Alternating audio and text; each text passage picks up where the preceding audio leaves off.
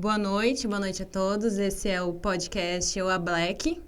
E hoje nós temos como convidados a doutora Brígida. A doutora Brígida é advogada, atua na área de direito de família em prol de mulheres em perspectiva de gênero e é membro da Comissão de Igualdade Racial e Verdade da Escravidão Negra.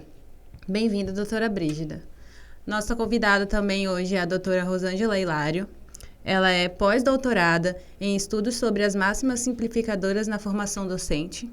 Ela também é líder do grupo de pesquisa Audre Lorde e vice-líder do grupo de pesquisa de políticas públicas e gestão territorial na Universidade Federal de Rondônia.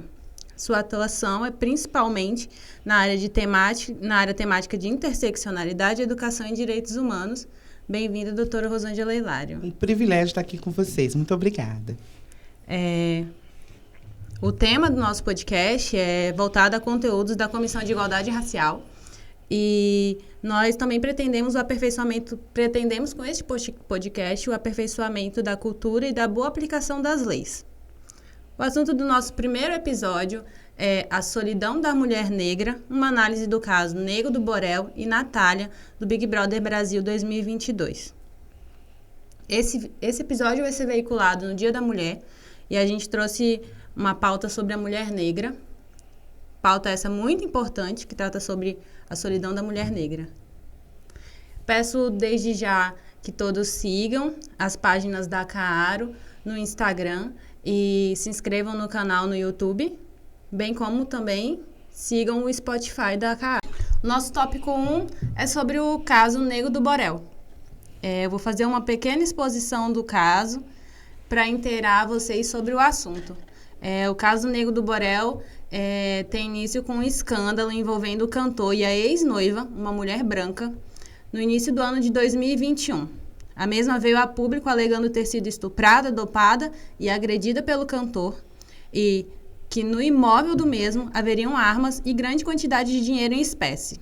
Em setembro daquele ano, 2021, Nego do Borel é indiciado por agressão. E quanto às armas e o dinheiro, tudo foi esclarecido e ele não foi indiciado. Após tomar repercussão, outra ex-namorada do cantor, também uma mulher branca, o denunciou e o mesmo foi novamente indiciado por violência contra a mulher. Contextualizando sobre o caso, quando surge essa primeira denúncia ao cantor Nego do Borel, ele estava cotado para participar do programa Big Brother Brasil, reality show Big Brother Brasil de 2021. E aí o mesmo não chegou a ingressar no programa por conta da repercussão que se deu esse caso. Posteriormente, ainda no mesmo ano, o Nego do Borel ainda nos holofotes, por conta da repercussão com os casos de agressão com as ex-namoradas. Ele é convidado a participar de outro reality show, A Fazenda, e nesse reality show, o mesmo é acusado de estupro e se envolve novamente com uma mulher branca. Essa acusação acabou levando à expulsão do cantor do programa e o mesmo alegou que estava sendo perseguido e queria sumir. Após a expulsão, ele alegou que estava sendo perseguido e queria sumir por um tempo para sair da mídia e que ele estava cansado dessa perseguição. Após o ocorrido, o cantor sumiu de fato. E aí a mãe dele acabou prestando uma ocorrência, alegando o desaparecimento do mesmo.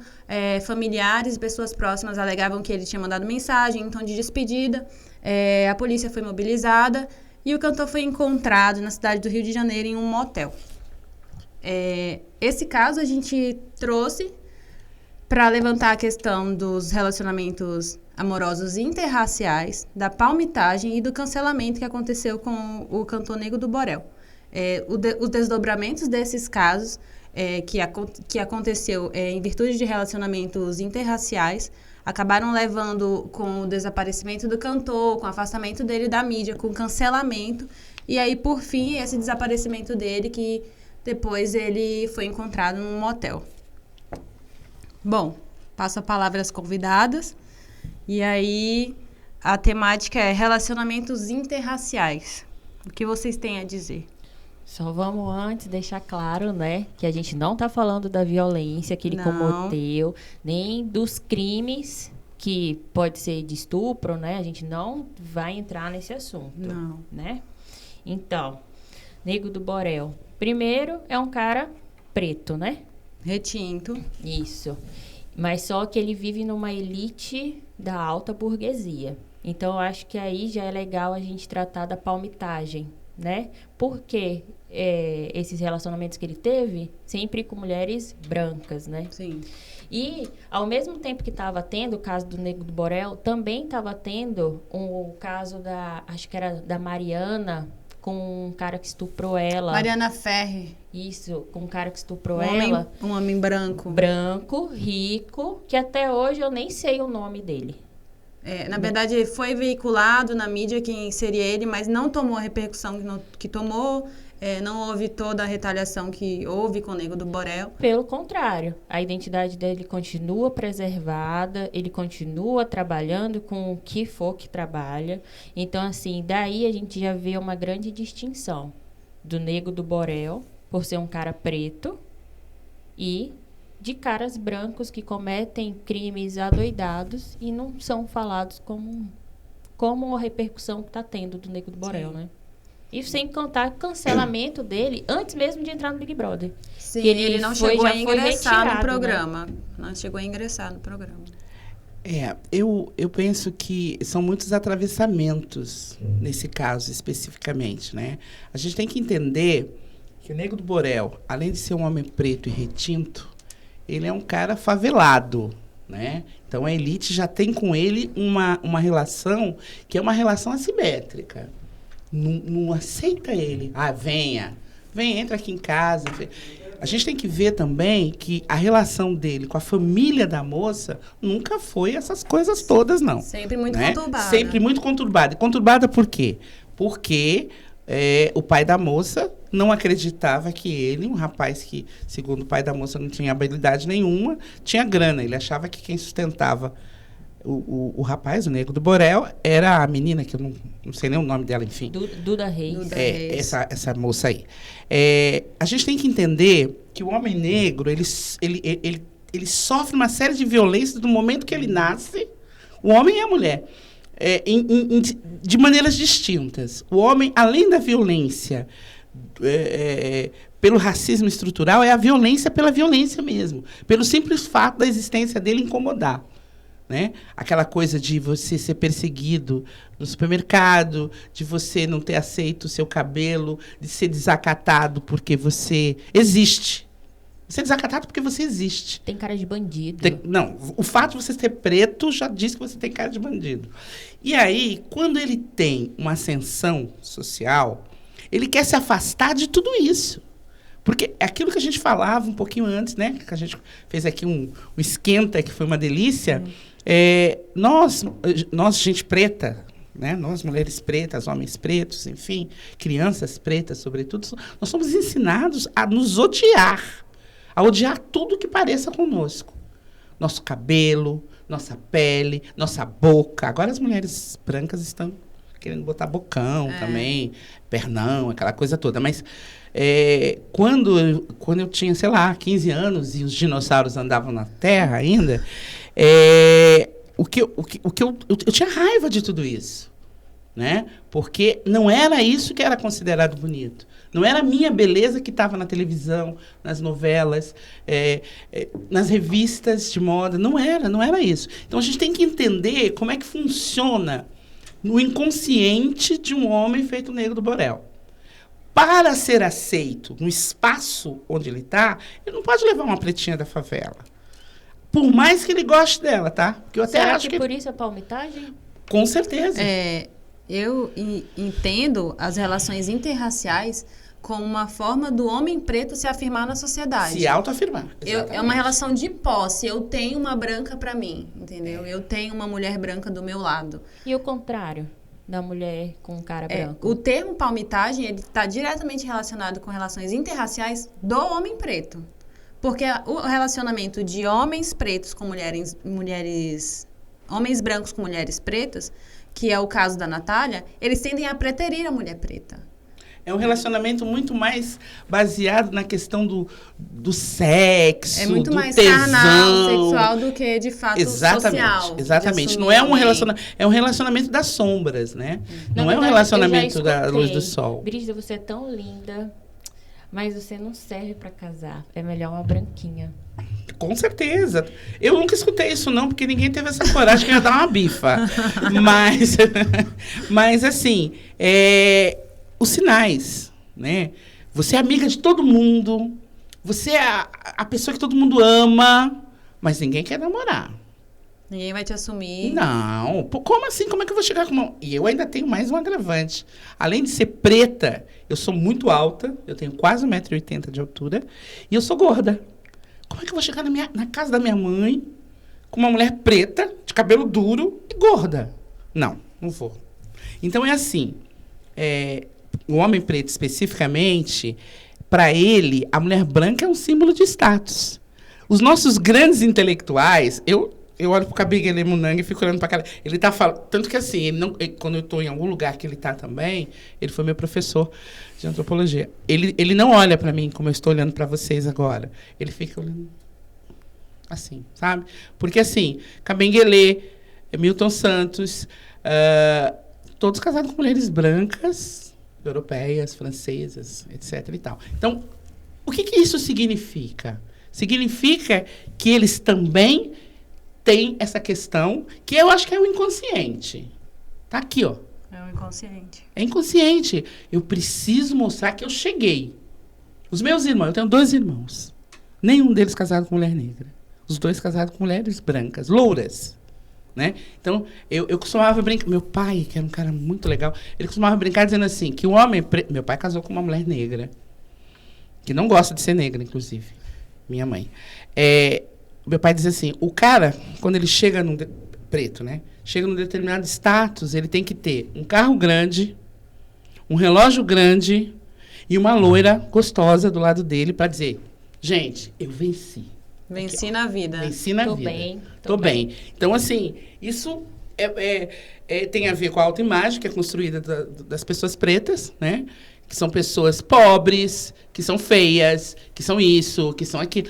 Ninguém quer parecer com uma pessoa preta, né? Tinha antigamente umas pessoas que diziam assim, vamos clarear a família, vamos clarear as crianças, vamos melhorar os cabelos. Gente, a minha avó fazia umas caras e bocas, assim, sabe? Porque não é isso, muito pelo contrário.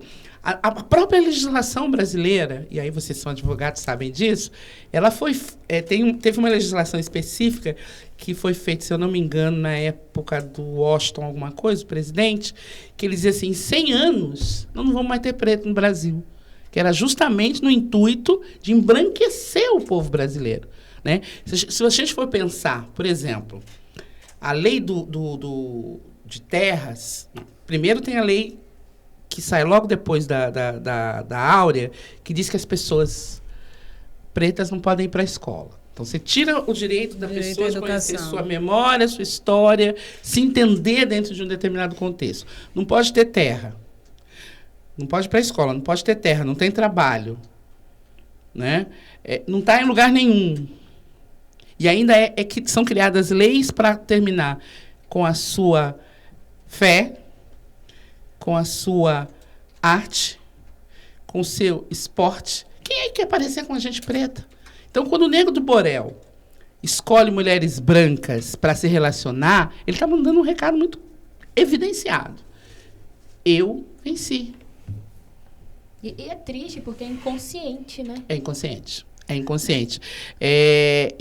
Uma coisa assim, eu sou má. Eu sou uma pessoa má. E eu assumo logo que é para poder falar as coisas que eu quero falar. Interessante que a moça só achou que ela estava sendo agredida quando ele quis terminar o relacionamento. Quando ela foi traída. E diga-se de passagem, a traição foi com uma mulher preta. Não, e mais que isso. E ele disse, não quero mais, não tá dando certo. Estamos brigando muito. E quando ele fala isso, ninguém acredita. Eu acredito. Eu acredito. Não porque ele seja um santo, porque ele não é. Não é. Né? Mas porque tudo o que aconteceu depois, toda a investigação que foi feita, e não foi dada a investigação, a mesma repercussão que foi dado por escândalo, né? Demonstra isso. Que foi simplesmente ela se sentiu aquilo que a gente sente a vida inteira. Preterida. Aliás, preterida é um vocábulo muito interessante. Isso. O Aberek também é cultura. Que foi criado especificamente para as mulheres pretas, que não eram escolhidas para nada. Elas eram preteridas, que vem de preta mesmo. Pretas não escolhidas. Eu tava pensando a respeito do nome. Eu falei, poxa, preterida é um termo tão próximo ali. Tão preto. Pretas não escolhidas. Realmente Pretas não escolhidas. Preteridas. Depois, né, na maneira de falar, das várias línguas que se juntaram aqui, virou preteridas. Então, assim, quando ela foi preterida e sentiu na pele o que a gente sente desde sempre, aí ela não gostou. E aí, então, ela passou a entender que ela estava sofrendo algum tipo de abuso. Então, eu penso... E aí, só dando uma contribuição ainda em relação à participação dele no reality show, no segundo reality show. Na Fazenda. A Fazenda. A menina que ficou lá com ele, que beijou, que abraçou, não me estuprou. Aí, para ele, valeu aquela coisa de... Mas se ela bebeu... Não pode. Se ela bebeu, não pode. Para ele, valeu isso. Para as outras pessoas do mesmo reality show, não. Muito pelo contrário. Se bebe muito, que é justamente para criar esse tipo de conteúdo. Para criar o conflito, para que haja tudo isso aí. Como ele já tinha um histórico, ele... Era o que queriam, né? Era o que queriam, né? Ele entrou depois... Foi essa que a Jojo Todinho ganhou, não, né? Não foi esse. Posterior. Da Jojo não foi esse.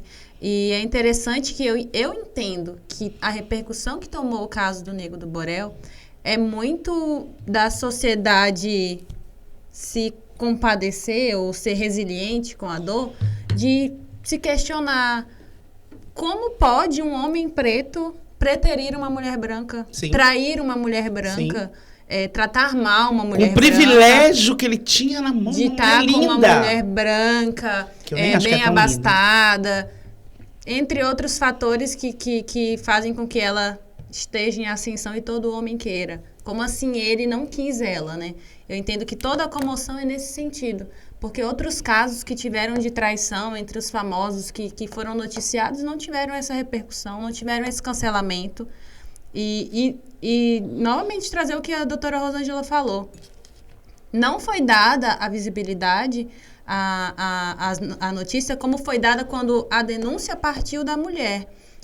Lógico que não tratando aqui de forma alguma da questão da violência doméstica, mas não foi dado o direito de resposta a ele quando das investigações, quando das investigações, quanto da alegação de que ele tinha envolvimento com tráfico, de que o dinheiro que tinha na casa dele era de procedência duvidosa, de que tinham armas na casa dele, nada disso foi veiculado na mídia com a repercussão que teve, né?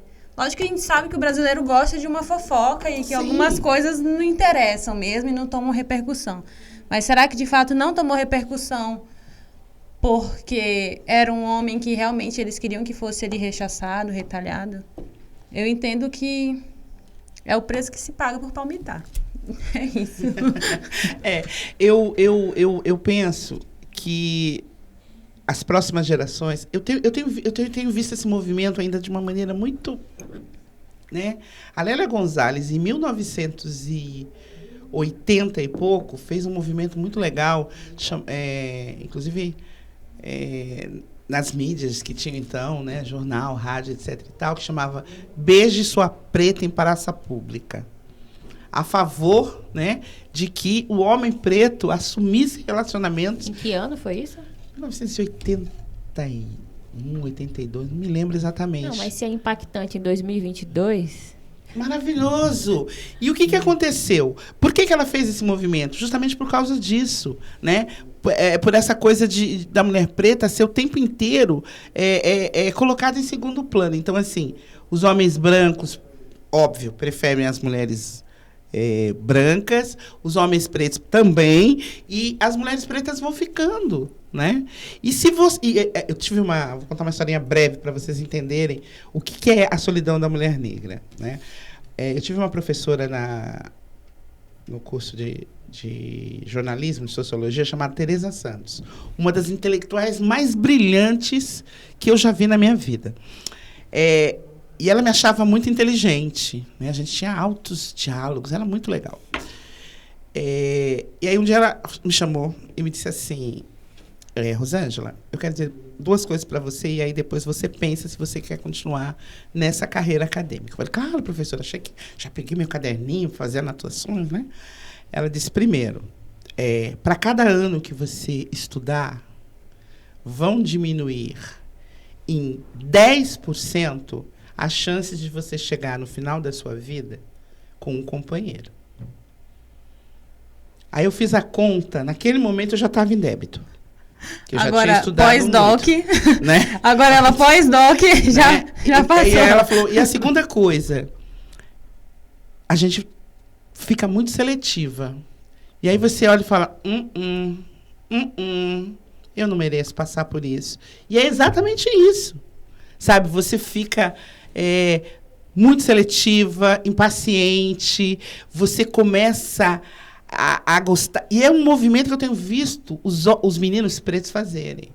Sabe, eles chegam com as suas pretas, com as suas tranças, com os seus cabelos na faculdade e vão desfilar com elas para lá e para cá. Eu viajei agora para Ubatuba e nas minhas férias e tinha um grupo, do lado da casa que eu estava, tinha um grupo de mulheres e homens pretos de várias idades, eu acho que era uma família, e todos muito orgulhosos com seus carros, mas era uma gente preta, assim, que é muito raro da gente ver. Então, assim, eu penso, né, que em algumas esferas isso está mudando. Sim. Né? Em Pernambuco, acabei de falar isso, mas vou falar de novo, o pessoal de Pernambuco, os advogados de Pernambuco, eles criaram um movimento que chama Biomi, que é fantástico.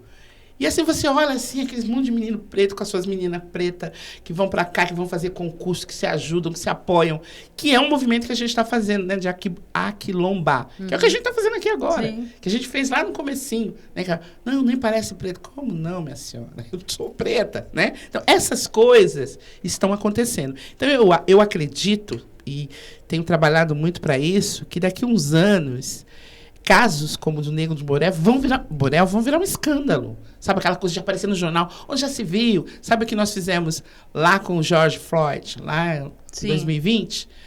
Vai acontecer a mesma coisa. Porque as pessoas estão tomando consciência de que o que aconteceu com o Negro do Borel tem um nome. E não é bonito. Que o cancelamento só aconteceu porque o povo brasileiro é racista. Porque assim, se ele fosse branco e tivesse olhos azuis, ele podia ter dado uma porrada, ido preso, no outro dia ele saía e ia fazer show. Se ele fosse branco, ele traía 16 vezes e depois entrava num reality show. E ainda ia ganhar 1,5 milhão. E ainda ia ganhar 1,5 milhão. Ele é o preferido. Ele é o preferido. Enfim. Tá aí, né? Tá aí o porquê. Agora, concluímos essa pauta e aí a gente vai para a segunda pauta, que agora a gente vai tratar sobre o caso da Natália Deodato. Natália Deodato é participante do reality show BBB 22 e teve um vídeo íntimo vazado nas redes sociais após sua entrada no programa. Já de início já foi isso. A mesma protagonizou cenas de profunda dor ao ser preterida por Lucas, sob o argumento de que eu não queria me envolver com ninguém. E aí, no entanto, em seguida, o participante engatou um romance com Eslovênia, uma mulher branca. Após isso, a Natália se envolveu com outro participante, Eliezer, em um relacionamento conturbado, baseado em sexo, e com pouco ou quase nenhuma parceria. Apesar de Natália estar envolvida com Eliezer, o mesmo demonstra que não quer nada sério com ela. A semelhança entre os dois casos são homens brancos preterindo uma mulher preta. E ainda em meio a tudo isso, em meio aos envolvimentos amorosos, a Natália virou alvo de grande parte dos participantes da casa e protagonizou até mesmo cenas de agressão, nas quais resultaram na expulsão de uma das participantes do reality show. Que era uma mulher preta. Que era uma mulher preta, mas não tão retinta, né? Mais clara, com aquela passabilidade. E eu separei uma fala da Natália, que eu achei assim, que é pra gente pensar. Eu sei o peso, a Natália disse, eu sei o peso de ser uma mulher preta com vitiligo e gostosa. O quão caro você paga para saber o peso de todas as interseccionalidades que te perpassam e que o quanto você vai ser retalhada por isso.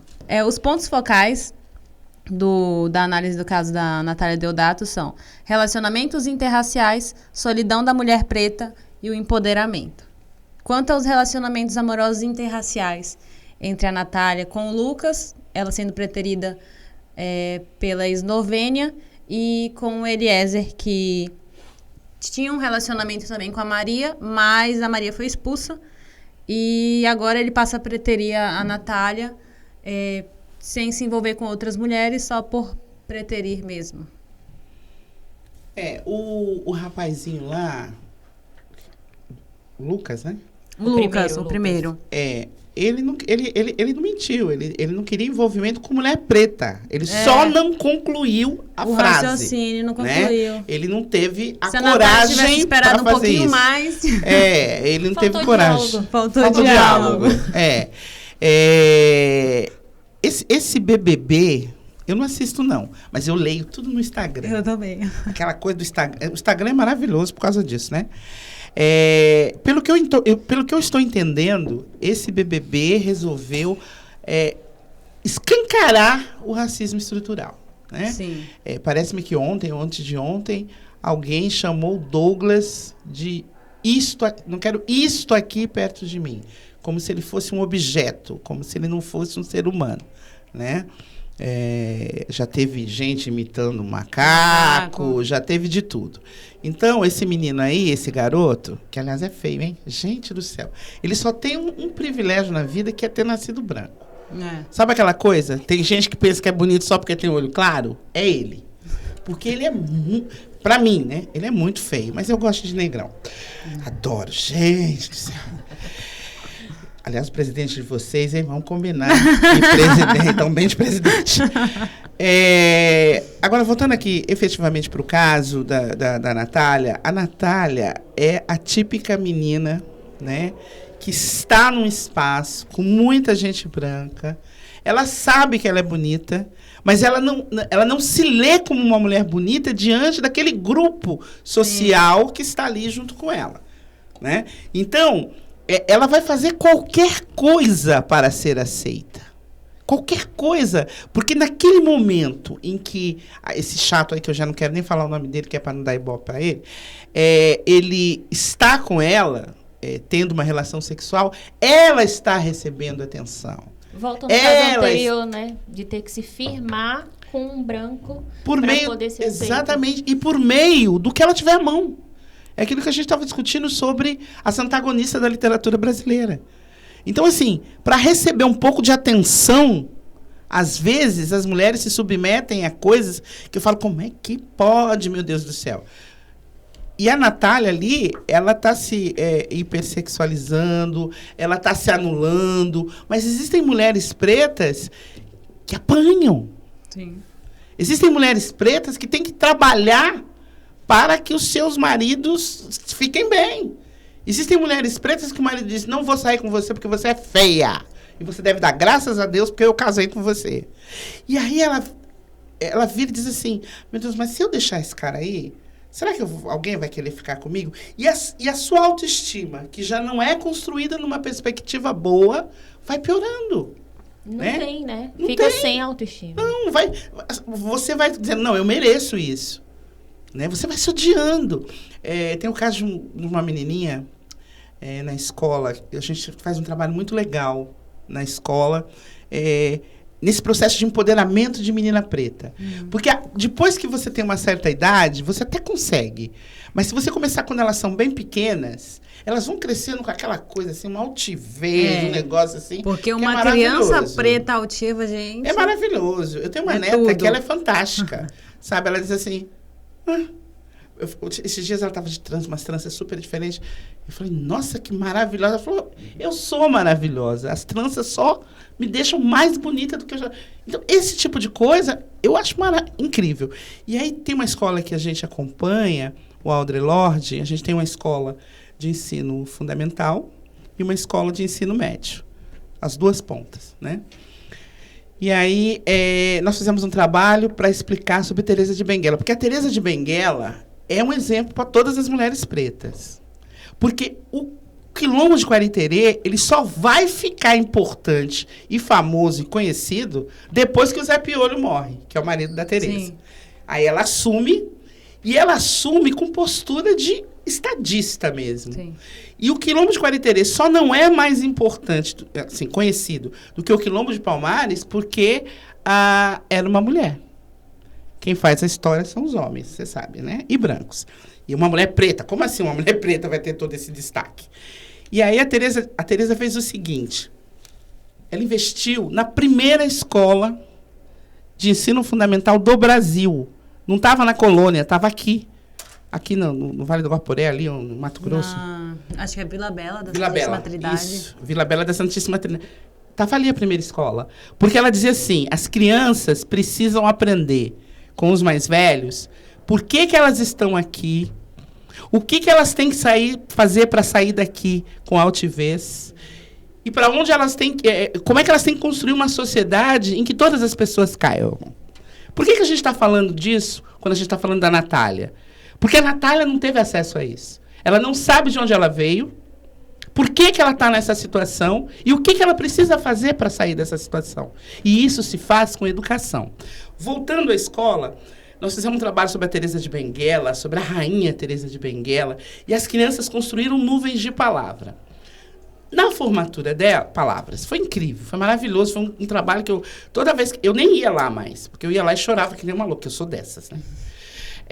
E aí, no último dia, elas decidiram que a turma delas ia chamar a turma Teresa de Benguela. O 5º ano agora faz formatura, faz festa, é bem legal. E aí me convidaram para ser a patronesse, já que elas não podiam convidar a própria Teresa de Benguela. E eu fui. E uma menina fez um discurso fantástico, porque ela me agradeceu pelo fato de que ela aprendeu que uma mulher preta poderia ser rainha. Né? É isso que a gente precisa ensinar para as nossas Natálias. Que as mulheres pretas são rainhas. Que as mulheres pretas merecem mais do que estão recebendo. Né? Que as mulheres pretas... Isso é empoderar mulheres. E como é que a gente faz isso? Primeiro, dando a elas o direito de escolher o que elas querem fazer, como elas querem fazer e quando elas querem fazer. Porque hoje, o que a gente entrega para essas meninas é o que é possível. O que é possível. E o possível não é o que a gente sonhou. Todas as crianças têm o direito de sonhar. Só as crianças pretas que não. Quais são as crianças que estão deixando a escola nesse momento? As crianças pretas. As meninas pretas estão deixando a escola de ensino médio para engordar a diária das mães, para poder sobreviver. Então, eu acho que a gente precisa criar uma rede de apoio para outras Natálias, de maneira que esse empoderamento comece lá de pequenininha, aquilo que a Teresa falava, de onde você veio e por que você está aqui, e para onde você precisa ir. Sim. Aí ela vai ter o direito de escolher, e aí a gente não vai ter mais Natália. A Não Natália vai ter ia dar mais. uma bifa nesse babaca, que nem bonito é, né, gente?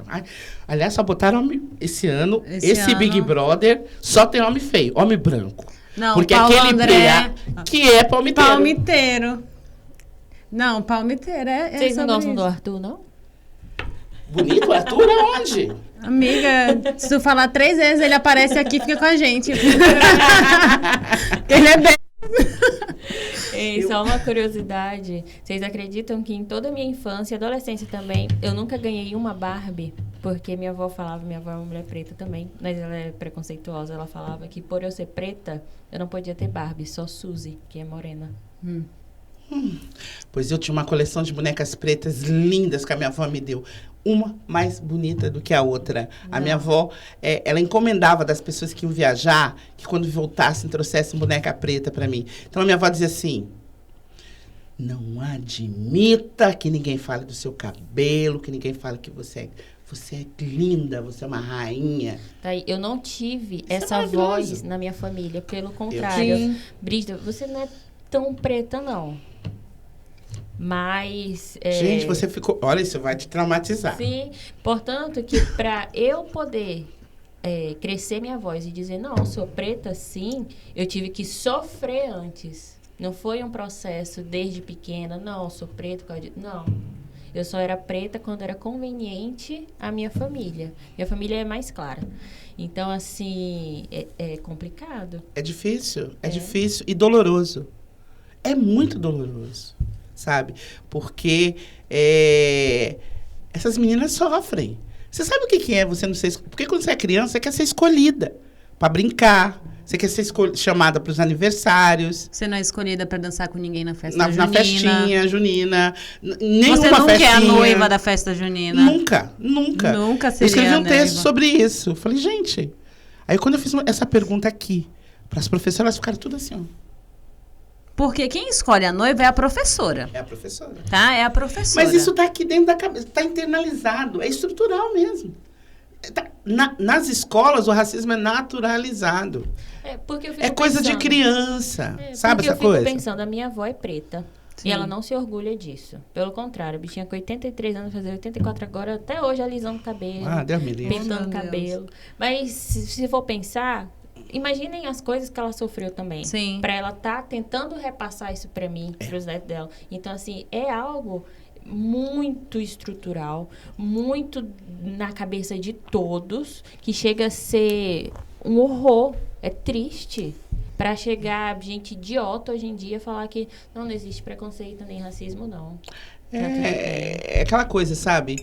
Eu, graças às deusas, todas as deusas que conspiraram, eu não nasci pra ser boazinha. E aí o fato de eu não ser boazinha me dava o direito de fazer escolhas que nem... A minha avó dizia, o máximo que vai acontecer é dar errado. Mas você vai ganhar experiência. E aí tá bom também. É isso. Eu acho que o caso da Natália é a personificação do projeto de desincentivo, desestímulo da educação, para que as pessoas não consigam ser politicamente esclarecidas. A Natália teve falas muito equivocadas no começo do programa. Eu vi. Né? Nós somos preparados para ser escravos. Nós somos fortes, nós éramos melhores, por isso nós... Sim, nós somos fomos fortes e somos os escravizados. melhores. Mas isso não dá o direito de ninguém escravizar. De escravizar. Né? Mas ela se aliou a pessoas que são politicamente esclarecidas, que são a Jéssica e a Lina. E acredito que deram uma freada nela. Mas, assim, os posicionamentos dela, de ela se colocar no lugar da mulher preterida e aceitar isso... É muito equivocado. A Natália também e não muito é que é jovem, equivocado, ela tem 22 é o anos. lugar que ela própria se colocou. Sim. Porque ela tá recebendo atenção. Ela tá imaginando que as pessoas estão vendo isso e falam, ficando com inveja dela. Só que não, né? Não estão nada com inveja, não. Eu fico muito penalizada, eu fico muito triste. E penso que essa emissora deveria, quando essa moça sair, contribuir de alguma maneira para melhorar aqui, ó, a cabecinha dela, sabe? Sim, não só dinheiro, né? Não só essa dinheiro. fama, passar dinheiro. Não. Mas... É um processo de terapia mesmo, sabe? De cura. E eu acho interessante que quando ela foi retalhada, na verdade, ela virou alvo de quase todo mundo da casa. E aí, recentemente, a gente teve o caso do Thiago Abravanel, que deixou o programa porque ele começou a se ver isolado, ele queria ser amigo de todos e não conseguiu criar vínculo com ninguém. Ele acabou se tornando alvo. Ele não foi escolhido para uma prova por conta da sua questão de sobrepeso, era uma prova de resistência, as pessoas acabaram cada um escolhendo uma dupla e ele sobrou. E aí isso foi pesando, vários fatores contribuíram para que ele saísse do programa. E aí a Natália teve uma fala que ela disse assim, o que aconteceu com o Thiago foi o que aconteceu comigo. Só que ele estava acostumado a ser amado. E ele não soube lidar com essa falta de amor. E eu não. Eu sempre fui retalhada. Então, estou aqui. Né? A mulher preta aprendeu a conviver com a dor, a aceitar o pouco, se contentar com o pouco. E as relações interraciais só pacificam isso, né? Só aumentam. Eu sou super a favor de relações afrocentradas. Eu inclusive, também. Meu sonho de consumo. O meu também. Meu sonho de consumo. Eu tive 2 homens na minha vida, 2 maridos. Ambos negros.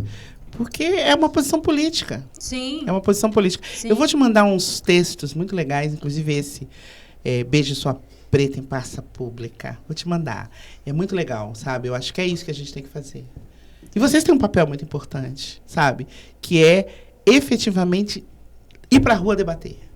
Levar o debate para as escolas, levar o debate para as professoras, fazer essa formação. A Comissão de Igualdade Racial já está trabalhando no projeto de ir com uma outra comissão que já vai às escolas para a gente mostrar para essa galera que está vindo aí, a juventude, que É isso. que a gente tem lugar, a gente tem advogados pretos, nós estamos em todos os lugares, nós estamos ocupando os lugares de poder para que eles se sintam representados e vejam que é possível.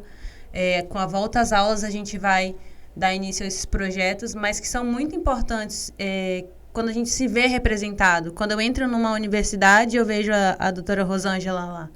Eu falo, Na verdade, eu posso estar lá, eu posso ser uma pós-doc. Na Entendeu? verdade, é fazer crianças começarem a acreditar de verdade que Sim. elas podem ser o que elas Se quiserem. quiserem, escolherem para elas. Vamos supor, até hoje em dia na Disney tá começando a ter as princesinhas, né? Pretas. Porque nem isso as crianças se identificavam. A única princesa preta que tinha era a Tiana, A Tiana. que não era uma Não princesa. Era Ainda dona era de restaurante. Ainda era um sapo, cara, né? Então, Então, bora combinar que...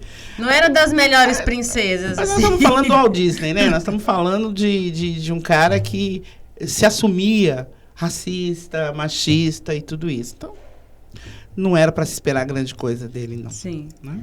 E tá sendo muito legal, porque o Big Brother, todo mundo tá reclamando que tá tendo pouca treta, tá tendo pouca discussão, nem tá sendo tão legal como os anteriores.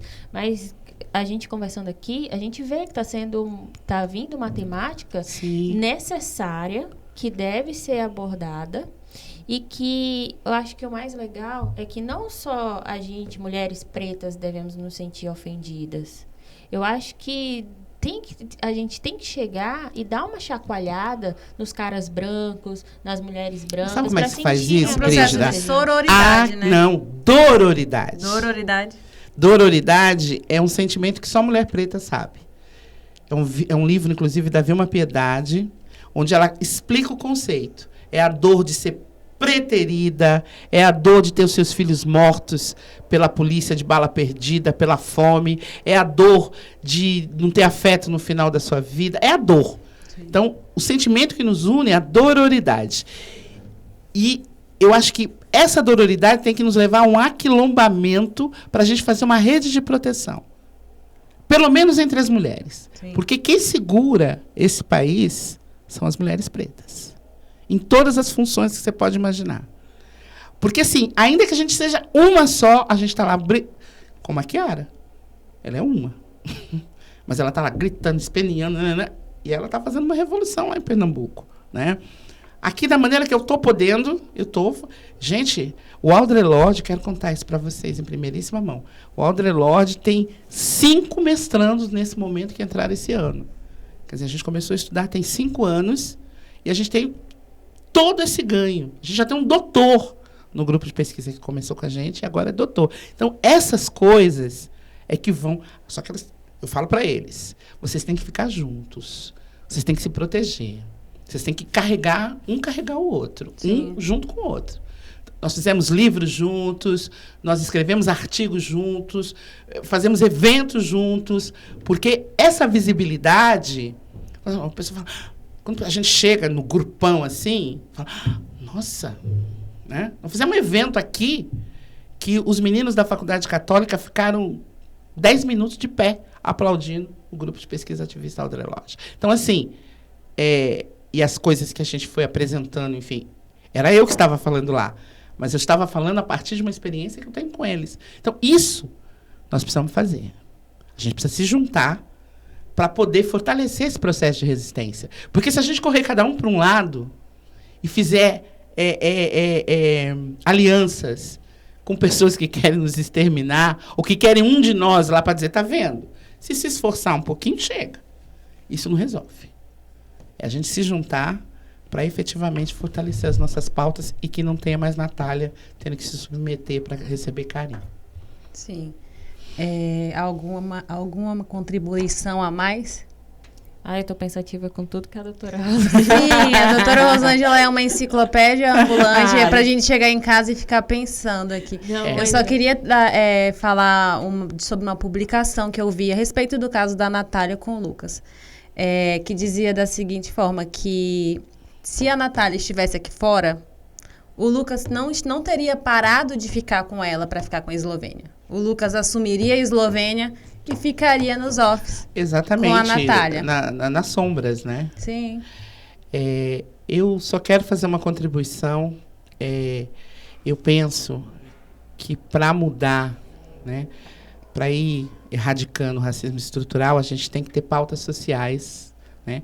Porque a pobreza nesse país tem cor e tem território. Ela é preta e está na periferia. Então, é por ali que a revolução precisa começar, sabe? E se eu puder dizer alguma coisa, eu vou fazer uma releitura da Lélia Gonzalez. Amemo-nos enquanto povo preto. Saiamos juntos, jantemos juntos, façamos festas juntos, celebremos o fato de estarmos protagonizando a revolução que vai levar à erradicação das Natálias. Eu acho que é isso. Né? É isso. Então, eu vou fazer uma contribuição também da Maya Angelou, que é uma escritora que vocês têm que ler. Ela tem uma poesia que chama Eu Me Levanto. E aí ela vai dizendo que, apesar do racismo, que apesar da falta de amor, que apesar do ódio, todos os dias ela vai se levantar. É isso. Eu me levanto. Nós vamos nos levantar também. Nós vamos nos levantar. Vamos, porque eu quero deixar o mundo melhor para minha filha. Sim. É isso. A doutora Brígida tá com um bebezinho aí, super pequenininho. 4 meses, então, uma baby linda. A minha gravidez fez uma transformação em mim, de eu querer me empoderar como advogada, no sentido de ser em prol das mulheres, de pegar causas feministas mesmo, de me tornar ativistas em relação a isso. Porque eu quero deixar um local melhor para minha filha. Maitê. Ela chama? Maitê. Nome lindo. Bom, esse foi o nosso primeiro episódio do podcast. E façam aí as suas análises do que foi. O que eu quero dizer é que ele vai ser transmitido no Dia da Mulher e que para você, mulher preta, é muito importante que você se aquilombe, que você faça parte desse movimento. Como a doutora Rosângela falou, é sobre dororidade, é sobre nos unirmos, porque unidas somos mais fortes. E, parafraseando a Emicida, porque eu sou dessas, viver é partir, voltar e repartir. Então, faz o seu corre e volta para repartir com os seus. Porque é nós por nós. Maravilhoso. Terminamos? Não, que ainda falta... Ai, gente, eu tenho que ser mais marqueteira. Peraí. O fechamento, agradecer... Tá. Eu agradeço os ouvintes, agradeço também os convidados, doutora Rosângela, doutora Brígida, agradeço a Caro pela parceria. Por que você não fala as convidadas? Nós somos 3 mulheres. Então, agradeço as convidadas, não temos homens no recinto, pela ordem.